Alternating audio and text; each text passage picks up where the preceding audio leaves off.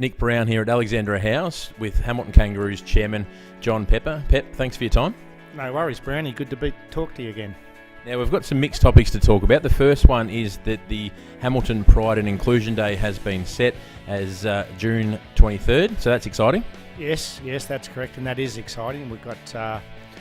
We're just going about it a little bit different this year in the regard that with the luncheon at Alexandra House, we've got a keynote guest speaker, and that's Daniel Kowalski, who's a Olympic and Commonwealth Games gold medalist, and he's going to be our sort of keynote speaker for the luncheon, and that's great news because I think he's going to draw a good crowd, as well as we've got Russell Green coming along, Charles Beaton is going to be there, of course, and Annie Nolan, like they were last year, and I think it'll be a great luncheon to kick off the Pride and Inclusive game.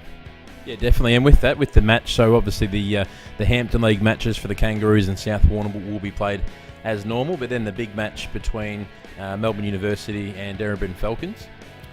Yes, that's going to be at night time. Last year, if you remember, we put the girls' football in between the reserves and seniors, but this year we've changed the format around a bit, and we're going to play the girls last under lights, and they're happy with that. Melbourne Uni and Darebin are happy with that, and we're happy with that, and we'll just sort of look. Nothing has to be set in concrete, and so as a club we can change things around, mix it around a bit and see how things work or don't work or whatever, and we're prepared to sort of have a go at that. So we'll see how this goes by playing the girls last. We think it'll be good, and they're looking forward to it.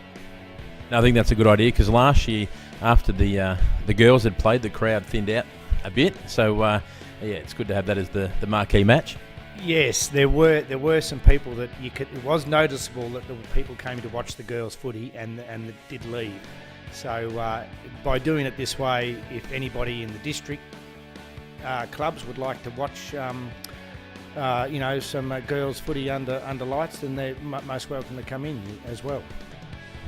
Absolutely, and we've talked about that. That's great for the club. What's not so great is that this week Hamilton Kangaroos were at the tribunal because Hamish Waldron was concussed against Koroit. Not the outcome from the tribunal we wanted to see. No, can't understand it actually from a club point of view. You have an investigating officer that goes through a thorough investigation, and he refers it to a tribunal because he believes that there's something to answer for. It didn't get thrown out, it went to a tribunal, and then just to get a 1-week suspended sentence doesn't really make sense.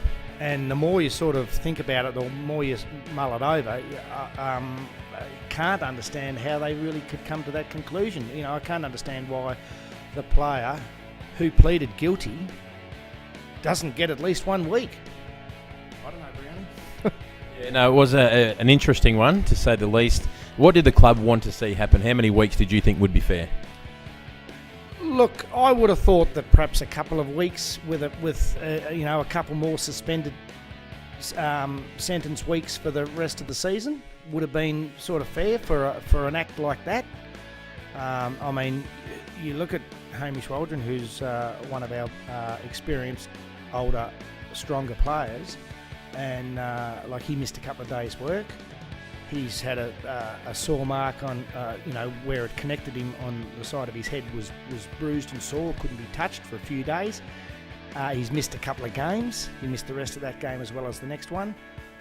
And then the person that's done that act doesn't miss any footy.